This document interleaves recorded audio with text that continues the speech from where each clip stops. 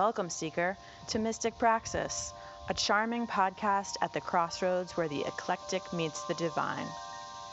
Join us as we play with integrating spiritual pathmaking and modern culture to make our everyday lives more mindful, mystical, and magical, and to share what we learn along the way.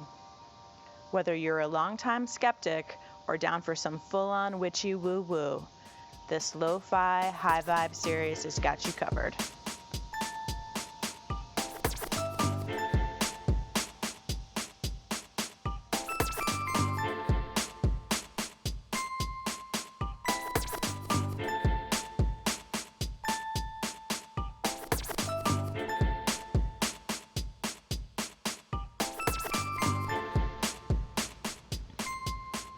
Hello, Seekers and Skeptics. Welcome back to another episode of Mystic Praxis. This is Alia Lux, your host. And today we're going to be talking a little bit about an experience I had this evening where I was able to participate in an online ritual. So this was my first Zoom-based ritual. I am normally as you may remember from previous podcasts, I'm kind of an experimenter and a dabbler and generally do a lot of research and things on my own, but this was pretty fun to be working with a group. We did a ritual related to honoring the goddess Sekhmet, and it was an honoring the Inebriety of Sekhmet, which is probably her most famous myth. So a little bit of background is that Sekhmet is an Egyptian goddess. She has the face of a lioness and a human body, and she is known as the Eye of Ra. So she's also known as the first vampire, as it turns out. I think that if any of you have seen the movie Queen of the Damned, which is based on the book by Anne Rice, I think the title character is somewhat based on her because of the story of Sekhmet, which I am about to tell you. So the basic premise is that humanity is turning against Ra. Ra is not sure what to do, but decides to call on his eye, Sekhmet, and send her down to Earth to take care of things, which she does. And it turns out that she's very gleeful about taking care of humanity and, in fact, sets out to conduct great slaughter. And there's a lot of bloodshed and a lot of death. And at some point, Ra decides maybe that's enough of that, but she's sort of gone into a blood, lust, rage, fugue state, I suppose. And so he devises a plan, which is he combines beer with, in some versions of it, I've heard it's actually ochre. He dyes the beer with ochre. In others, he dyes the beer. He puts pomegranate juice in it. And the purpose of this dyeing of the beer is to make it red. And he works with a team and they create just tons of this blood red beer, and they spread it out around where she is sort of massacring humanity and at one morning, and she wakes up and she sets out to continue her dismantling of humanity and notices that this sort of flood of what looks like blood, which delights her because, of course, she's in the middle of a situation, and she drinks it all. She drinks down every drop with great fervor and excitement. And then she becomes so drunk that she doesn't even recognize mankind and, in fact, goes to sleep it off and take a great nap. And when she finally does wake up, she is completely calm. And so everyone lives happily ever after. Haha. Out of that, you might guess that Sekhmet is sort of revered as this great battle goddess. But like all battle goddesses, she has another side. So Sekhmet being the lion-faced goddess, she is also often seen as being related or a different version of Bastet, the cat-faced goddess of Egypt. I believe one was more associated with northern Egypt, one more associated with southern Egypt. But sort of more striking is that Sekhmet's other half for realsies is Hathor, the cow of heaven. So cows being considered great beauties. And if you sort of think about a cow's temperament, sort of opposite of a bloodthirsty, blood-rage lioness, right? A cow is kind of docile, and cows are often sort of considered maternal figures. So where a Hathor might be considered sort of a goddess of love or a goddess of motherhood, Sekhmet being a battle goddess is like a protectress. So they both have this sort of protective energy, but one is more sort of like a kinder, gentler version, and then Sekhmet she's also associated with motherhood, but more associated with being a patroness of difficult childbirth, for example. So struggle and discomfort and pain are sort of where folks might go to Sekhmet to really fight off a situation versus for I'll just say sort of the warmth and kindness that you might get from a Hathor. But folks who appreciate Sekhmet, work with her on a regular basis, they all have different experiences with her. So it's really about the battle goddess side of her. Other folks do find her to be a great protectress. In any case, this was a really interesting experience. Just sort of as an aside, I don't work with groups very often, but it definitely is very different to try and have this sort of ritual space in a Zoom context. It really takes a lot more work to do things like raise energy in a group. So whether or not you're into this kind of stuff, like a drum circle, for example, you can kind of, even if you've never been in a drum circle, you can kind of imagine how, a bunch of people sort of drumming, maybe they're, doing their own interpretations of the beat, but people are moving, and you can almost imagine the energy rising in a cloud as people are sort of engaged in this. Or you would find some similar things happen at a club, like a dance club, or at a rave or a big outdoor concert. You can the group of people sort of moving together to the beat, it just creates an energy. And it's really harder to establish that on Zoom, but it was a good try. So it was a good effort and a good experience. It was a good learning experience. And it's just sort of interesting how some of these customs, you really kind of have to reorient yourself to figure out how to create a similar mindset for the participants and design those experiences when you are in a different forum, like something like Zoom. The other thing that I thought was sort of notable was less about the ritual itself and more about some of the setup of it, which is, so I just told you the myth of Sekhmet, which maybe is a modern interpretation of it. The version of because we told the story as part of the ritual to kind of like frame what we were doing, what was going on. And the myth version that we used was one that was apparently pulled from more historical records, things archaeologists found and carved on caves or on tablets in some of these temples that still exist. There's one still, I think.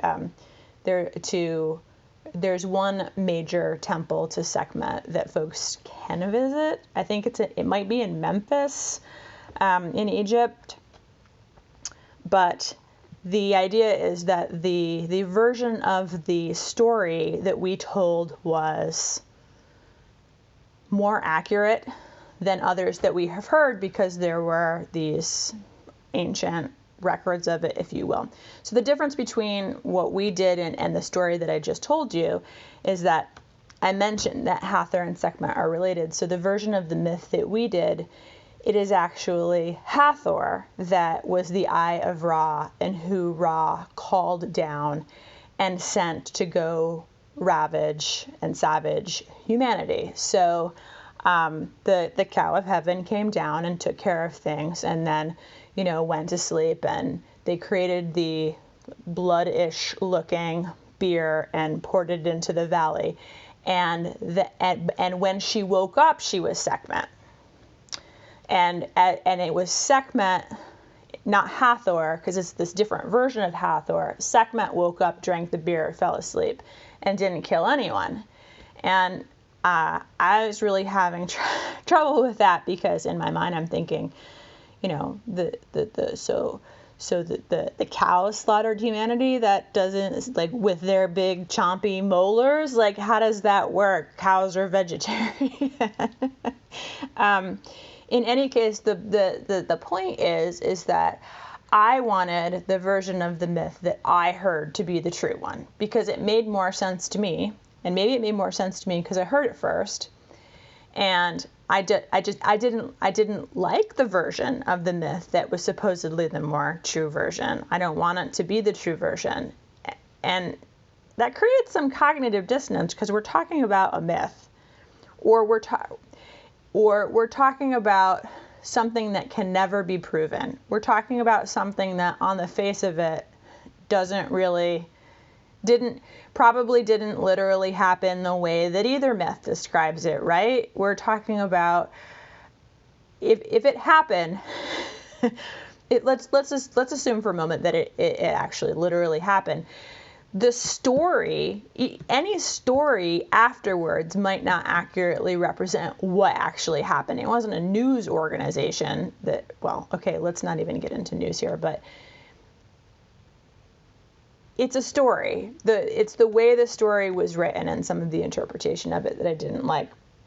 And I was just thinking about that, one, because it's ridiculous to try and figure out which story is truer when they're both arguably fictional accounts of something that happened. I mean, interpreted accounts of something that happened, probably embellished if there was anything like that happened. But I was thinking about how that happens too when we're not talking about myths, when we're talking about things that are in consensus reality. That there's a version of a story that I hear, it's different than the version of the story that you heard. I like my version better because it's the first version that I heard and I believe it. And so there's a cognitive dissonance trying to sort out what is true. And we're headed into a political election season. We don't really need to get into that, but I will mention that in the last election, I had sort of an alarming situation in a cab in New York. It was a yellow cab.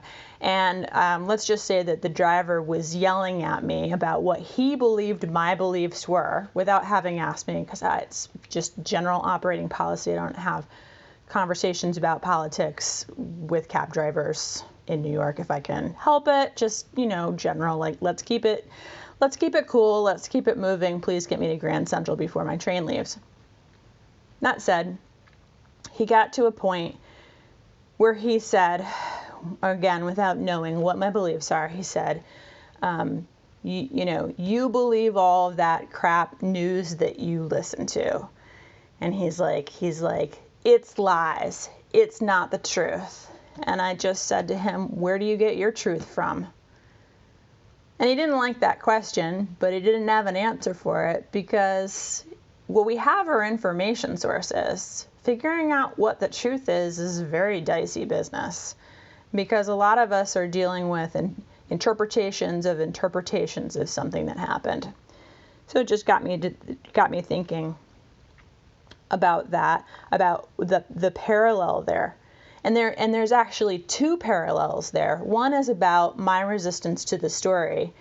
The other is Sekhmet thought that she was drinking blood, right? Okay. But she was drinking beer and ochre or pomegranate juice. So she was gluttonously drinking in something, absorbing it into her system, and it was not what she thought it was. And so it had an impact on her that she wasn't expecting, which is also like what we are experiencing these days, right? I mean, they even call them news feeds, right? We're sort of soaking in this information. This is not a rant against social media. It's really less about the fact that all of that information is out there. It's more about how we are absorbing it and how we are consuming it, just and what we do with it once we have consumed it. And this is like an object lesson, both in defending yourself from information-based attacks, which sounds sort of exotic, but you know, we're all under assault with just a deluge of information, and also practicing magic, because there's three principles that are really at play here. One is discernment, meaning when you are faced with a story, a belief pattern, information, what have you, a relationship. This doesn't have to just be about news/fake news, right? When you are faced with an experience, a feeling, you interpret it, right? And the sort of the precision and the willingness to really kind of face it head on and look at the whole thing, evaluate it, and come away with your own conclusions. That's discernment, which is absolutely critical for anyone who's practicing magic, to be able to discern and make judgments based on their own, ethics, belief systems, assessment of reality, assessment of quality, right? Like discernment has a lot to do with being able to evaluate the quality of something.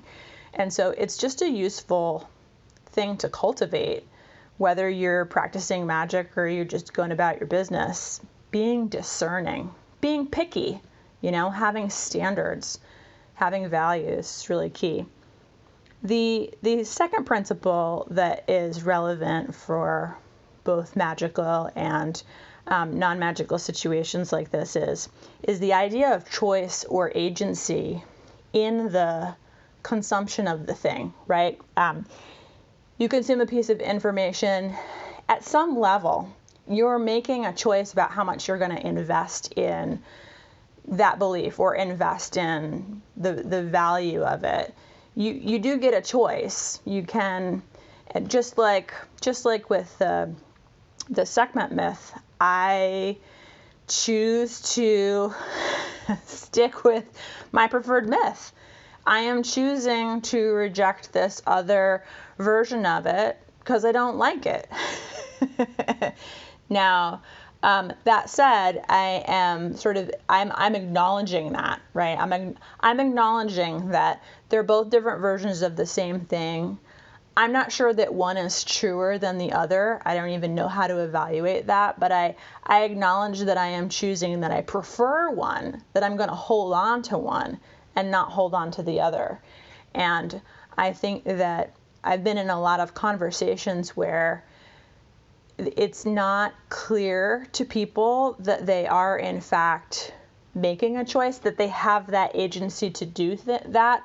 It's almost as if in many situations where it's more of an opinion, it's more of an interpretation, folks believe or assert that there is facts and there's no choice about interpretation.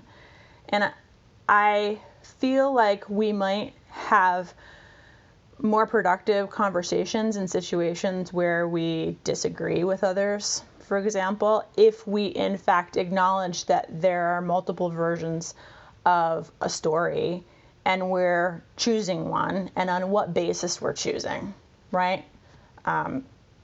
Anyway, I think choice and agency are kind of key. And they're also very key in something like magic, because magic is purposeful.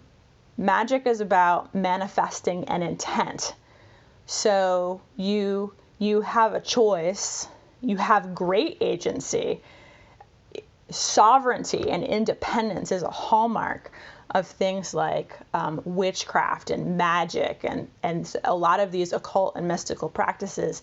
It's part of it is because it's about self-actualization. That's very much about independence and sovereignty.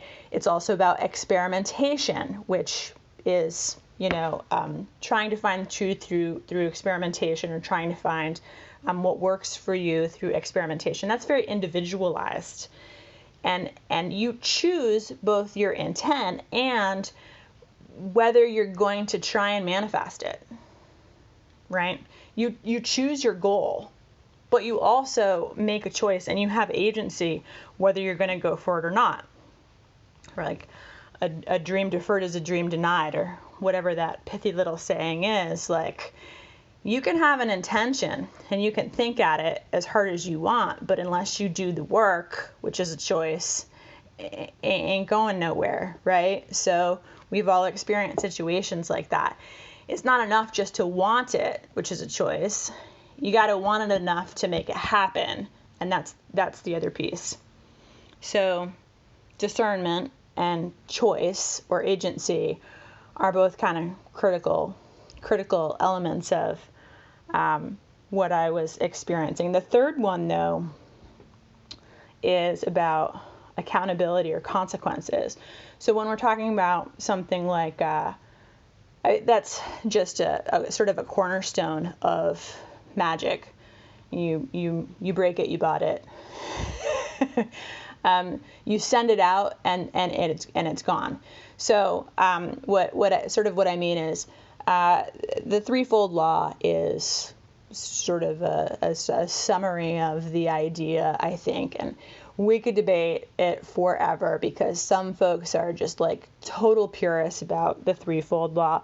Other folks are more philosophical. Well, how do you know it's threefold? And it's not like a counting balance, debits and credits, that kind of, okay, fine. But regardless of whether you believe that it's a one-fold law or a threefold law, or you are of the persuasion that there is no great register keeping track, the point is that when you do send out energy or information, or you take an action, there's generally going to be some kind of effect of that, unless you're completely ineffective. But, well, even then, sometimes you could be completely ineffective at manifesting a thing, but you could still be effective in creating some kind of change, and maybe all of the consequences are unforeseen impacts.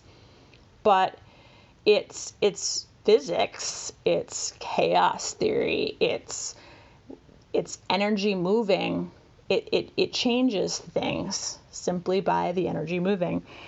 And so that's like bedrock in magic, but it's also true in information, in the real world, right? When you have actions, they typically have consequences. So I guess what I want to say with this podcast is that things like discernment, agency, and accountability, they're true in the world, they're true in magic, and it's a really thin veil, I feel like, in today's world between them, in the sense that reality is how we interpret our experiences,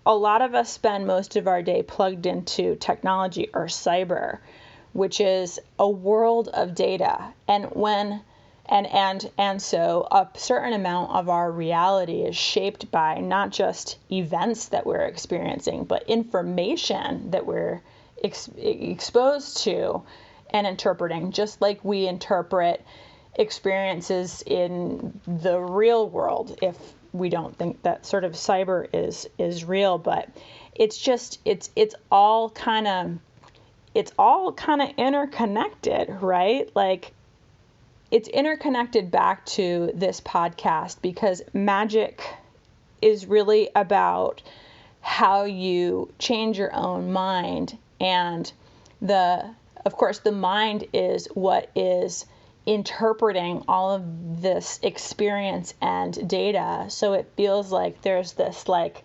nexus point, right? How do you change your own mind? And also, how do you maintain discernment, agency, and an understanding of accountability when your mind is being soaked with both experiences, which it always has been, right? Like, you walk around every day and you're soaking up experiences, and with this flood of information. And so I think magic has a really interesting and timely role, because it almost feels like developing some of this understanding of magic and magical principles is helpful in establishing some of those, like, boundaries isn't the right word, but filters maybe for what is coming in. Listeners of Joanna DeVoe's Hippie Witch podcast might have heard me on a recent episode where we were talking about, we got into some of these topics. I visited with her patrons. She has a Patreon and she has some patrons, and I was a guest on an event that she did for those patrons, and brought along a tip sheet and gave a little bit talk about cyber protection magic for cyber, or sorry, did I just say cyber protection magic? We'll just call it that. By the way, if you want the worksheet that I shared with the group, just go to mysticpraxis.com and sign up for the email list. If you subscribe to the email list, I'll send you a PDF of the cyber protection magic tip sheet. But what we were talking about on the podcast, and we didn't go into a ton of detail about it, but one of the things that she liked was how I had some sort of basic, like, personal cybersecurity and privacy tips for people on the worksheet, and I framed them all as magical. And it was not hard for me because I almost feel like I really do feel like they're interconnected concepts, because the occult is about keeping things hidden. A lot of cybersecurity or privacy type controls or capabilities are also about keeping secret things secret.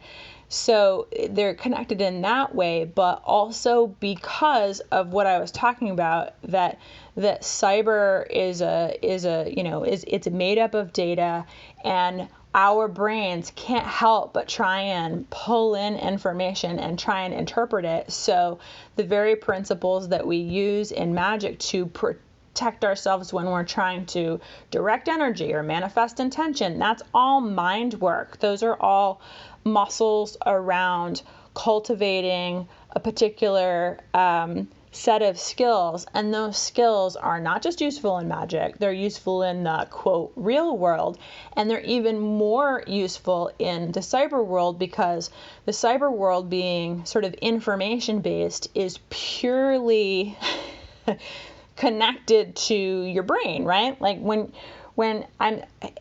all of reality is connected to our brain. Everything that we experience is filtered to our brain, but it's almost like I don't know how to explain this. Like when you're walking down the street, or you're saying hello to your neighbors, or you're making your coffee in the morning, your brain is engaged, of course. Your autonomic process. I mean, you don't have to really spend a lot of cognitive matter thinking about how to make coffee or anything like that, or walking. Our brains can go on autopilot and like do things in the background while we are doing those things. A big portion of it is physical input, physical experience through the senses. I almost feel like information, concepts, pictures, they come in through the eyes perhaps, but it's almost like it just feels like there's less filters, there's less physical experience creating any kind of buffer. It just goes straight in. And actually, I have to look up the science on that. But so I'm getting off track. I'm getting off track here a little bit. I'm sort of going down a few little rabbit holes. Interesting rabbit holes, but rabbit holes nonetheless. The major point that I wanted to make is that the skills that we develop in working on magical, mystical, occult, alternative, whatever you want to call it, these practices, they help us develop skills that are not just useful in the real world, meaning discernment, understanding you have choices, that sort of sovereignty, understanding of your own kind of independence, capabilities, and understanding that actions have consequences, things that you affect have an effect, that whole thing. Those are not just useful in reality, they're especially useful in cyber. When you shift and look at how you are engaging with information.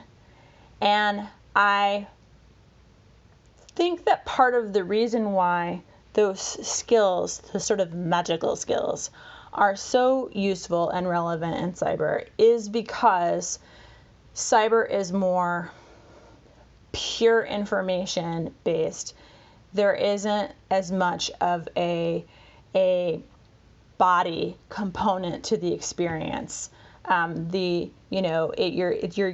all going straight to your brain, and so being able to develop these protective skills that protect you from being flooded, made drunk by what you think is one substance, but ends up being one that changes your mind, changes the way that you experience reality without your consent, without your awareness.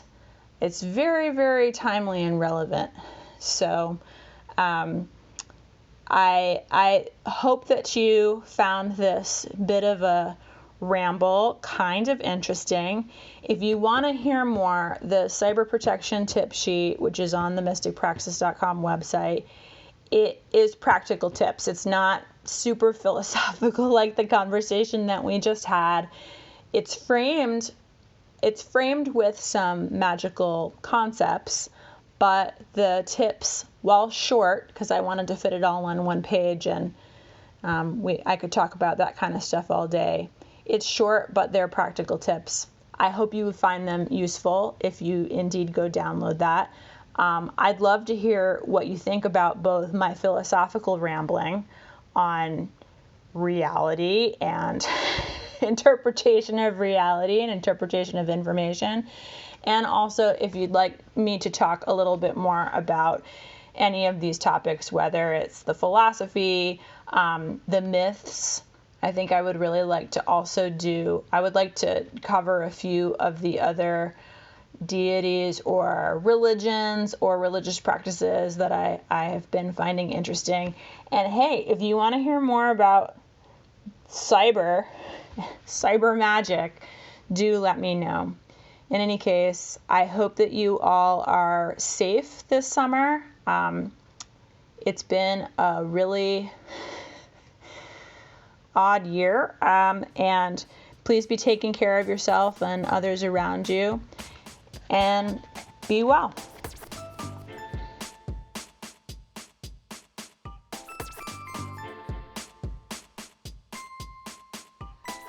Thanks for listening. We hope you enjoyed this episode of Mystic Praxis. And we would love it if you would hit subscribe wherever you found us, whether it's iTunes, Stitcher, Spotify, YouTube, Google Podcasts, or straight from our RSS feed at mysticpraxis.com. Don't forget, you can also give us feedback and find us live on your favorite social platforms. We are Mystic Praxis on both Twitter and Instagram, and you can email us at mysticpraxis@gmail.com.